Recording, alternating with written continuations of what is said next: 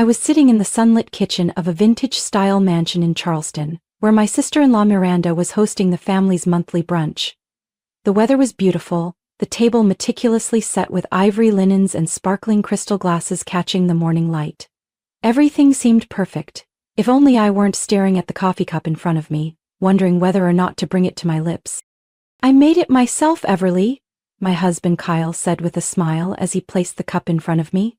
His voice was casual, but his eyes sent a chill down my spine. "Tried a new recipe, just for you." The smell hit me instantly. Something was off. Not just wrong, strangely metallic and warm, like it didn't belong to any coffee I'd ever known. A cold shiver ran down my back.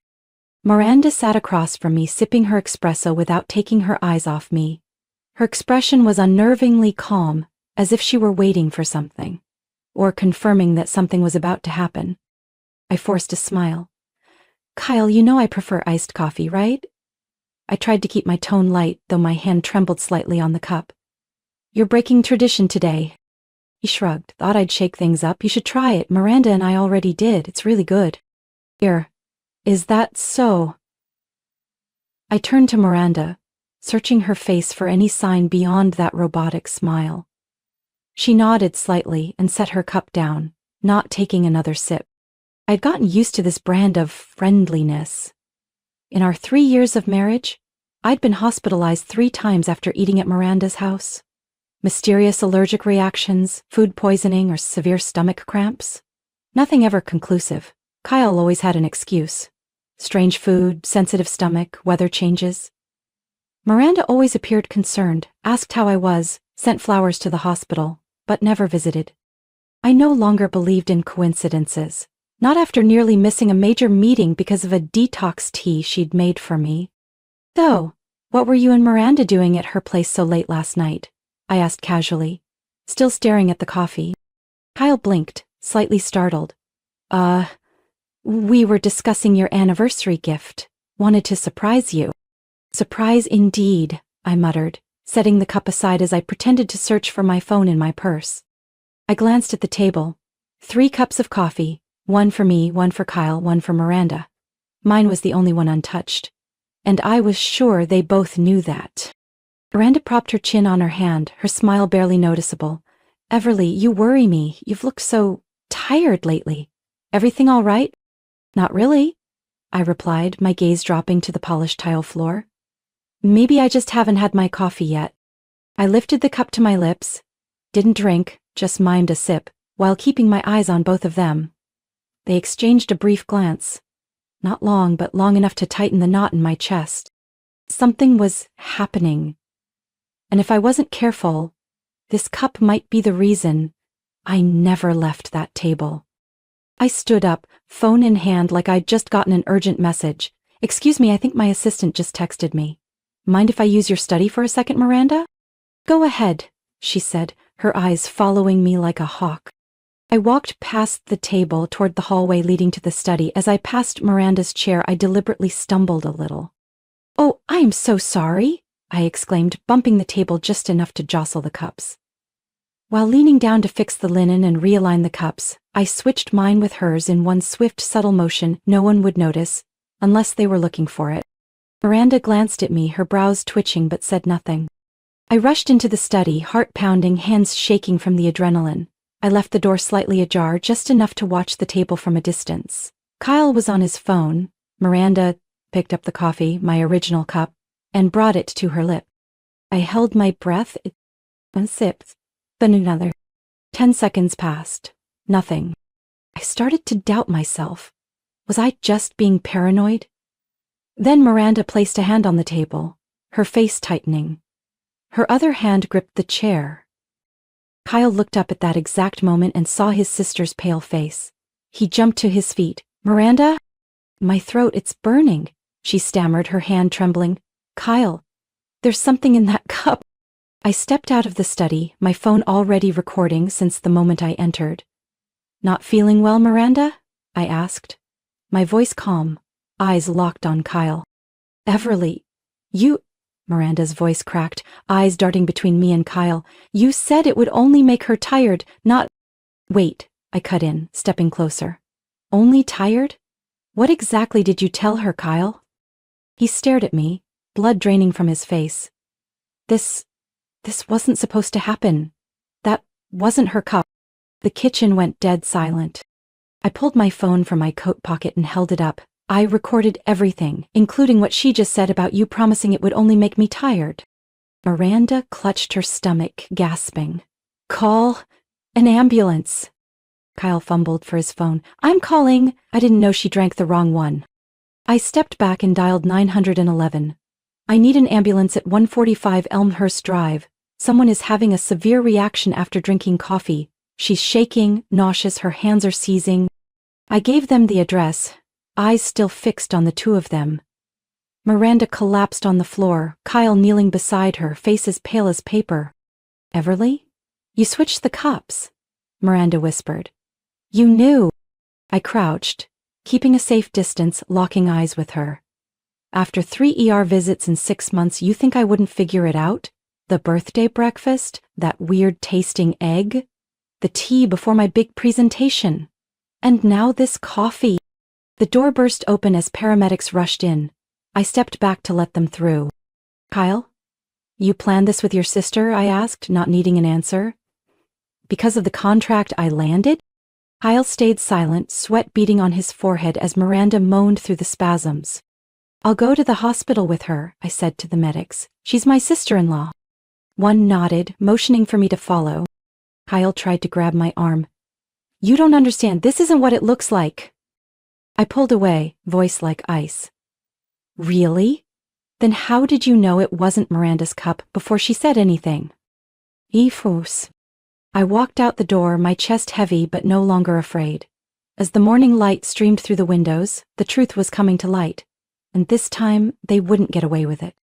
I sat in the ER waiting room at St. Vincent Hospital, eyes locked on the partially closed door across from me. Miranda was being treated inside. Kyle had disappeared the moment the paramedics wheeled her away. No one saw him leave. No explanation. No message. I pressed my palm against my thigh to keep from shaking. In my purse, the phone was still recording. The entire conversation at the brunch table, every word Miranda said, every reaction from Kyle, and most importantly, his whispered voice. That wasn't her. The door swung open. A female doctor in a white coat stepped in, her expression serious. Ms. Everly Carson?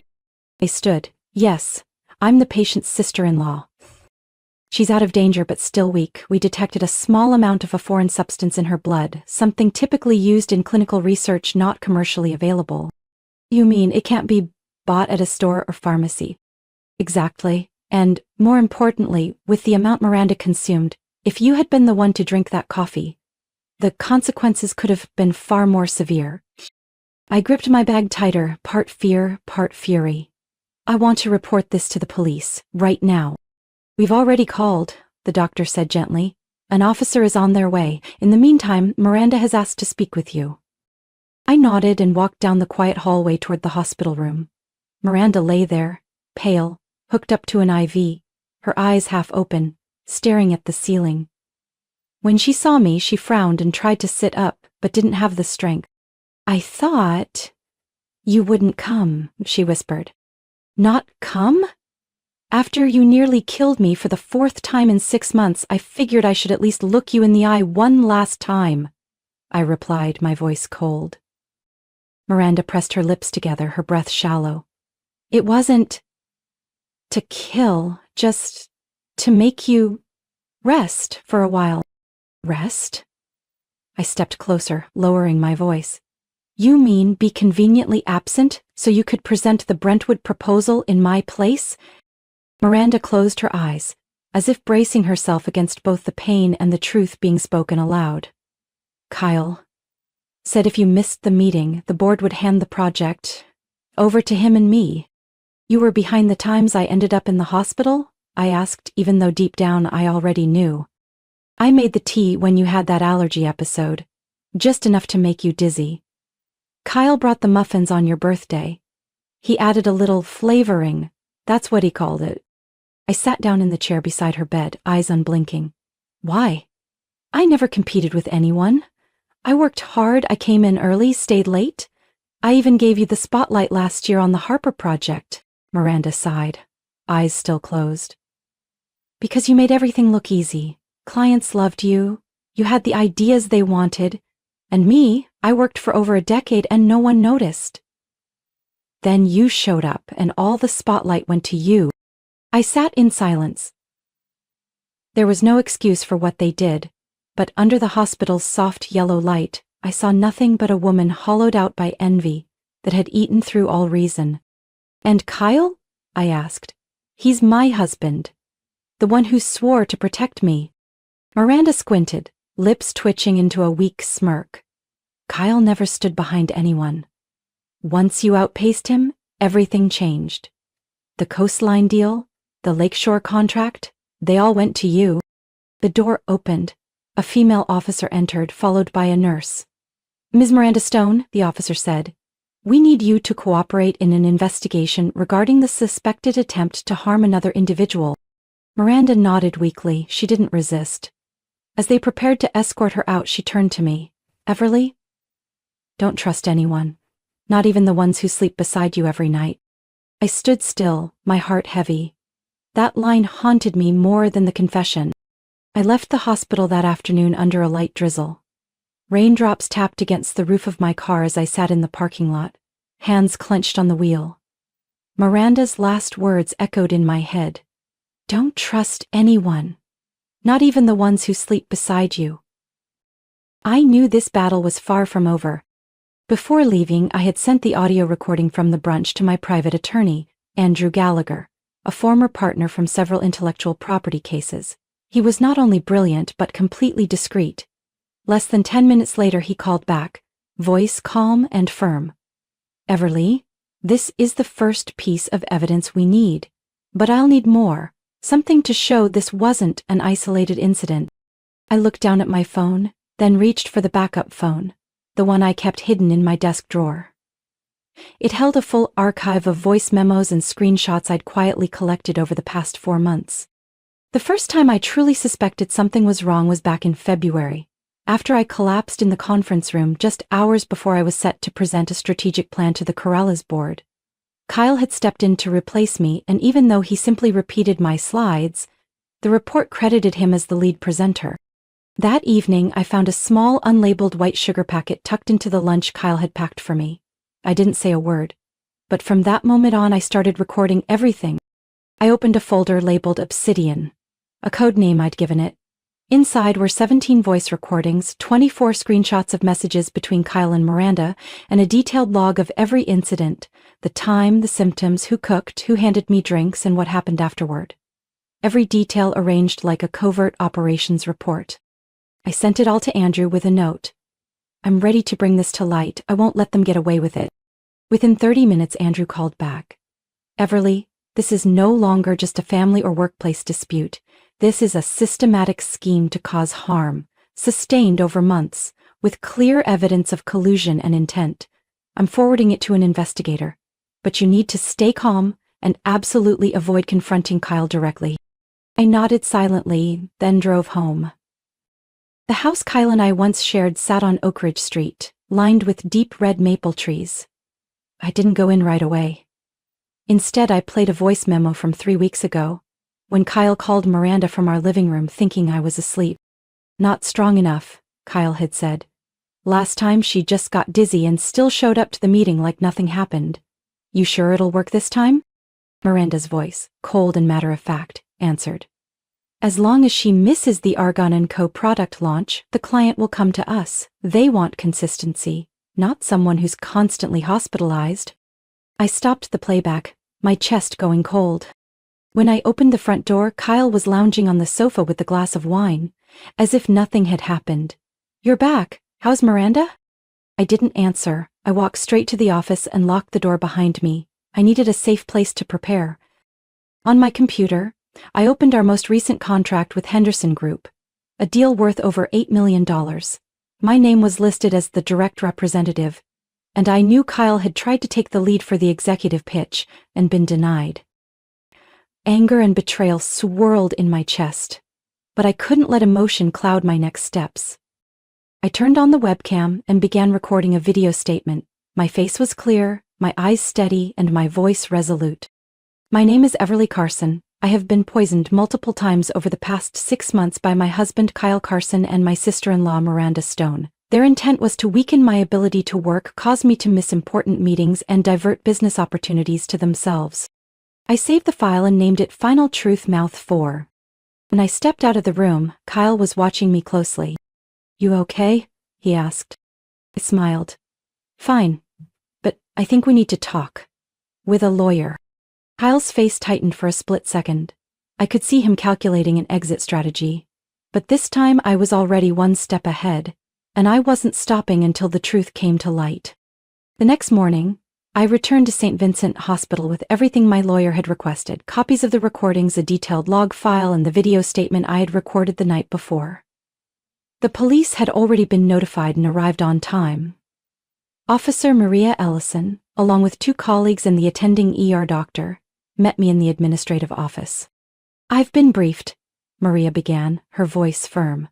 "But we'll need to review all documentation and, if possible, confirm the hospital records of your recent admissions." "I've prepared everything," I said, handing her a USB drive, "and here's a letter from Dr. Brunner. He treated me during my last admission in June."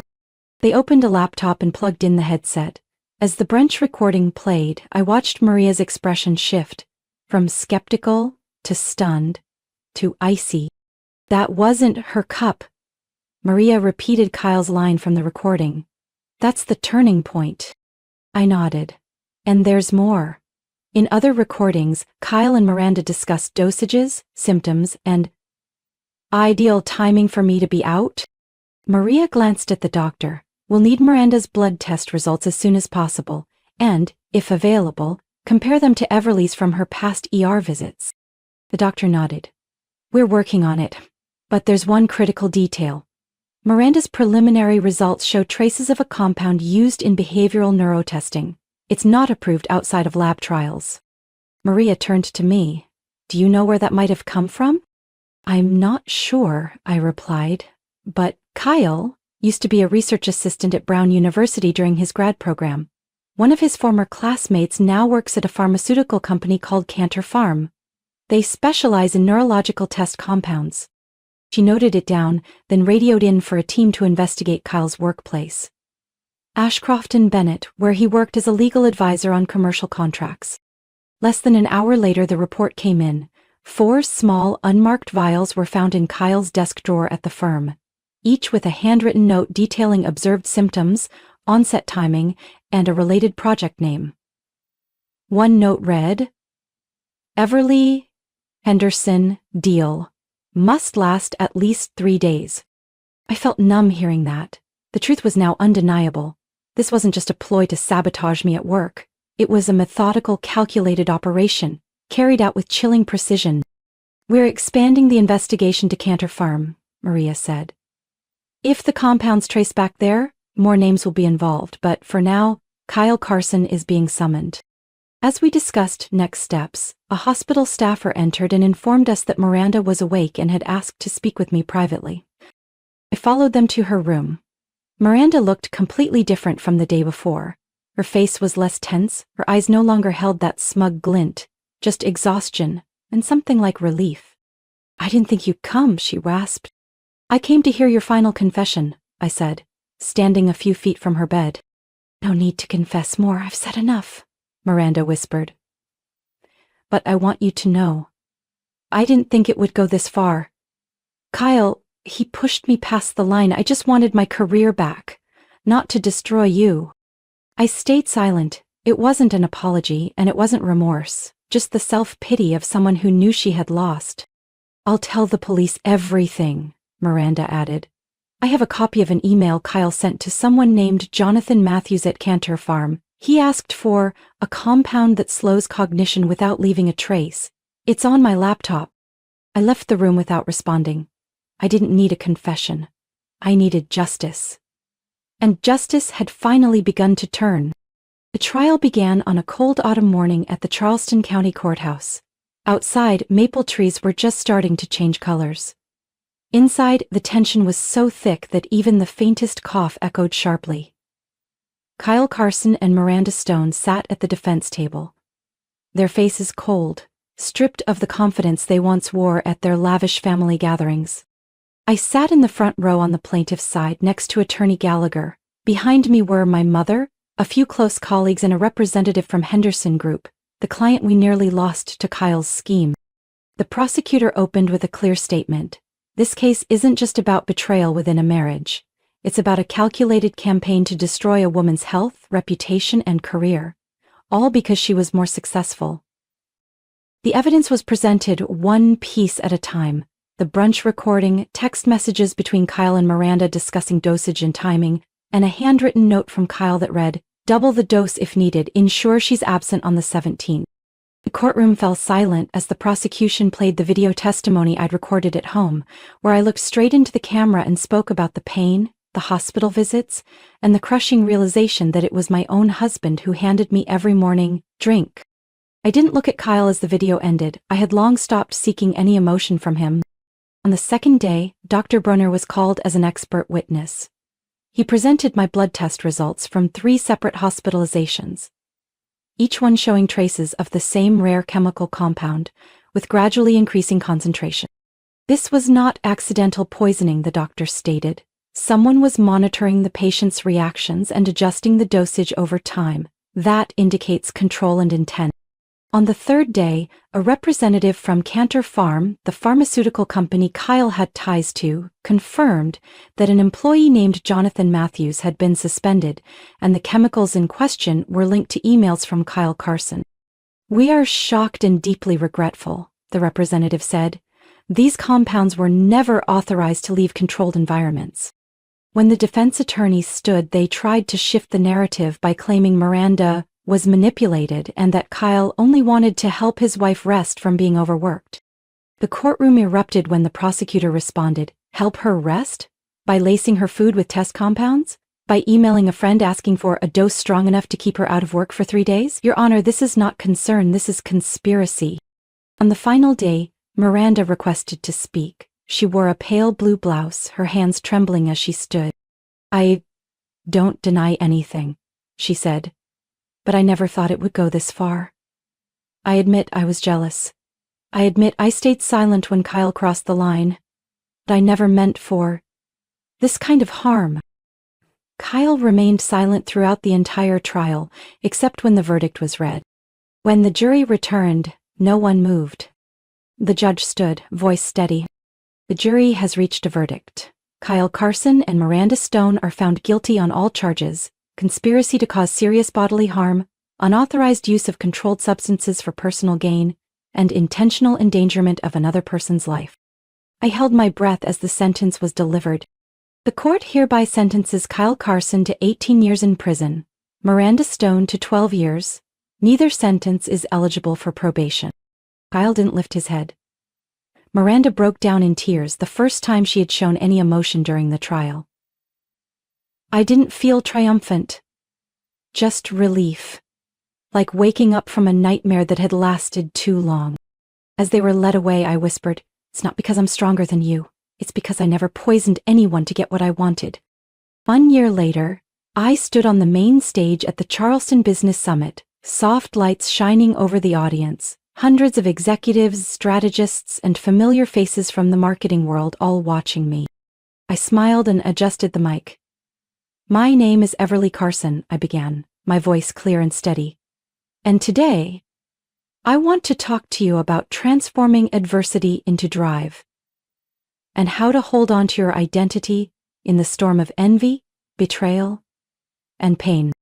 A year ago, I walked out of a courtroom not with a win in hand but with a shattered heart. Yet I carried the one thing that mattered most: the truth. And that changed the course of both my career and my life. After the trial, I left my old company, where, despite their support during the lawsuit, I still felt the weight of wary glances and hushed conversations. Instead, I accepted an offer from Henderson Group, the very firm nearly taken from me by my ex-husband and sister-in-law. They brought me on as regional strategy director for the Southeast, giving me full control over major projects. I didn't seek revenge. I never smeared Kyle or Miranda in the press. I never told my story in interviews. I just worked quietly, relentlessly with integrity. and the results spoke for themselves. 9 months ago, I secured an exclusive partnership with the luxury skincare brand Lyric Skin, worth more than $12 million. 3 months after that, my team won the Breakthrough Strategy Award at the National Conference in Atlanta. And most recently, I was elected to the Executive Board of the American Marketing Association. I took a breath and continued my speech. They say success is the sweetest revenge. I disagree. Revenge in any form is rooted in bitterness. But success, when built on integrity and perseverance, is the kind that frees you from the need for retaliation. Applause echoed from below. I looked out and saw a young woman watching me, eyes sparkling. The same kind of look I once had when I first entered the industry. After the presentation, I walked down the long hallway leading backstage. A woman approached, holding a notebook and pen. "Excuse me, Miss Everly. I'm Danielle. I work at a health tech startup.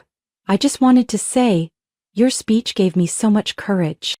I smiled and gently touched her arm. Courage isn't the absence of fear, it's moving forward even when you're afraid. I saw that courage in your eyes already. That evening, I returned to my new apartment in downtown Charleston, the one I'd designed myself after selling the old house. In my inbox was an email from Henderson's legal team. The subject was simple. The Lyriskin contract had been extended for another 3 years. I sat out on the balcony, watching the Ashley River curve beneath the city lights. In my hand was a cup of chamomile tea, not coffee, and definitely not made by someone else. I wasn't afraid of my drink anymore. I didn't have to question everyone around me. I had reclaimed my life. At the bottom of the email, a note from Henderson's CEO read, "Thank you for not giving up. You're more than a top representative. You're a testament to resilience." I don't know where Miranda and Kyle are now in federal prison. My attorney sent me a copy of the sentencing summary, but I never opened it. I didn't need to, I didn't want to. Because I chose to move forward, without looking back, without bitterness, without carrying the weight of vengeance. I chose freedom. And success, that was the proof I never let the darkness win. Everly's story is living proof that truth and perseverance can overpower even the darkest conspiracies. Though betrayed by those closest to her, she didn't crumble. She rose, gathered evidence, and pursued justice. And instead of seeking revenge, she chose success. Built on her own strength and integrity, in a world full of deceit, she reminded us that character and resolve are the strongest weapons we have to move forward. What do you think of Everly's choice? Is success truly the best answer to betrayal? Share your thoughts in the comments. And don't forget to follow the channel for more powerful and unexpected family stories.